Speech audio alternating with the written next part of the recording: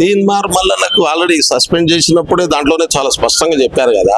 రాహుల్ గాంధీ గారు ఈ దేశంలో కులం ఉంది, కులం పేరు మీద అణచివేత కొనసాగుతుంది.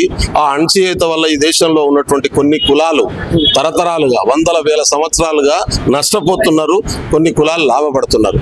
ఈ వైరుధ్యం ఈ దేశంలో ఉంది. ఈ వైరుధ్యాన్ని పరిష్కరించి భారతదేశంలో ఉన్నటువంటి ప్రజలందరూ భారత రాజ్యాంగం ప్రకారం ఆర్టికల్ 16 ప్రకారం సమానత్వంతో జీవించేటటువంటి ఒక వాతావరణం రావాలని చెప్పి ఆయన కోరుకుంటున్నాడు.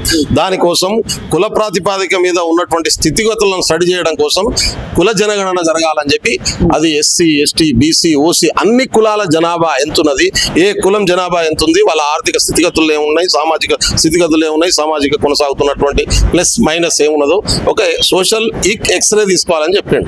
కాంగ్రెస్ పార్టీ మేము ఎన్నికల మేనిఫెస్టోలో అది హామీ ఇచ్చినాం. కేంద్రంలో అధికారంలోకి వస్తామని చెప్పినాం. రాష్ట్రంలో వస్తే కూడా చేస్తామని చెప్పినాం. కేంద్రంలో మేము అధికారంలోకి రాలే, ఇక్కడ అధికారంలోకి వచ్చినాం. వచ్చి ఇక్కడ కులగణన సర్వే చేసినాం. చేస్తున్నటువంటి క్రమంలోనే మా Congress party MLC, Congress party B form మీద గెలిచినటువంటి ఎమ్మెల్సీగా ఉన్నటువంటి గౌరవ మల్లన్న గారు, తీన్మార్ మల్లన్న గారు, ఆయన ఆ కులగణన సర్వేను తప్పుపడుతూ బహిరంగంగా ఆ కులగణన సంబంధించినటువంటి కాగితాలను తగలబెట్టడం జరిగింది. దీని మీద పార్టీ ఆయన నోటీస్ ఇచ్చింది. ఎందుకు చేయాల్సి వచ్చింది, ఆయన అభిప్రాయం ఏంది, దాంట్లో ఆయన ఇప్పుడు ఎమ్మెల్సీకి ఉన్నాడు, సంస్థాగతంగా తన ఏమైనా అభిప్రాయం ఉంటే చెప్పుకునేటటువంటి ప్లాట్ఫామ్స్ ఉన్నాయి, వేదికలు ఉన్నాయి, అక్కడ చెప్పుకోవచ్చు.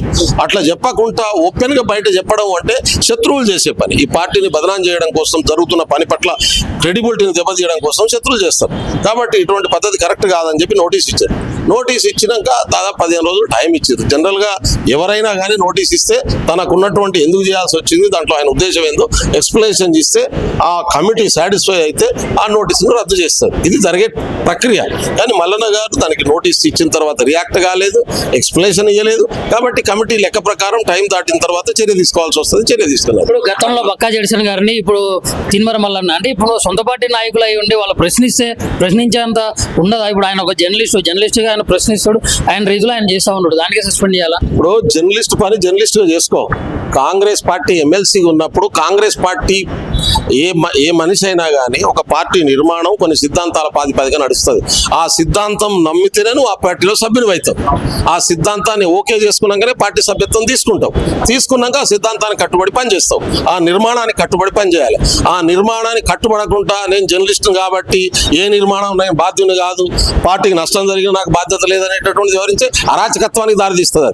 అట్లా అరాచకత్వం ఉండేది నడవదు, ఎక్కడ నడవదు, ఎక్కడ నడవదు. కాబట్టి ఇండివిజువల్ గా వ్యవహరించడం వేరు, ఒక సంస్థలో బాధ్యులుగా ఉన్నప్పుడు బాధ్యులుగా వ్యవహరించడం వేరు. ఇవాళ సంస్థలో ఆయన బాధ్యుడుగా ఉన్నాడు.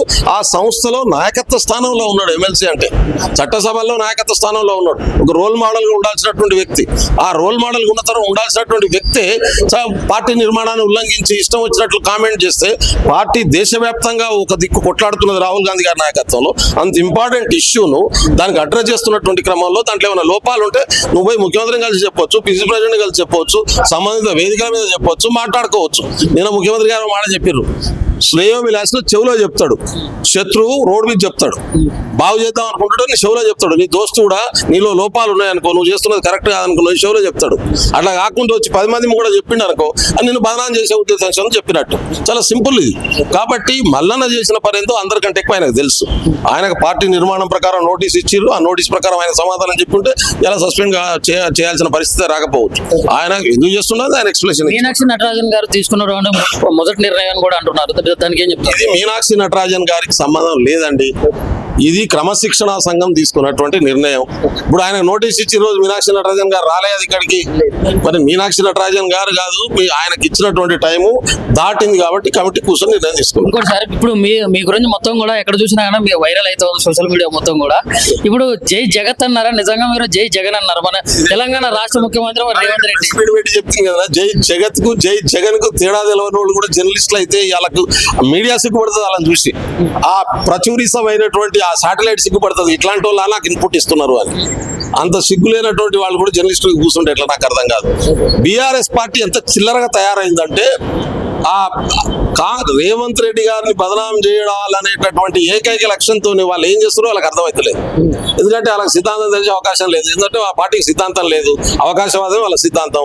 ఎక్కడ అవకాశం ఉంటే అక్కడ పోయి కూర్చుంటారు. కాబట్టి వాళ్ళు ఇంతకంటే గొప్పగా ఏం చెప్తారు?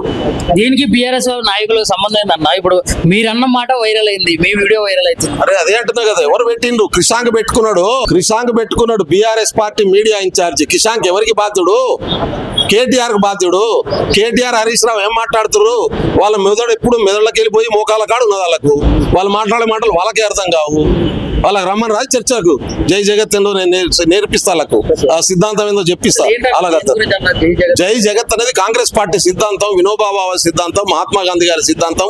ఈ దేశంలో ఉన్నటువంటి ప్రజలు సంతోషాలతో, భూమి మీద ఉన్నటువంటి సకల జాతులు, మానవ జాతి కూడా సుఖ సంతోషాలతో సక్సెస్ఫుల్ గా జీవించాలనేటటువంటిది దాని లక్ష్యం.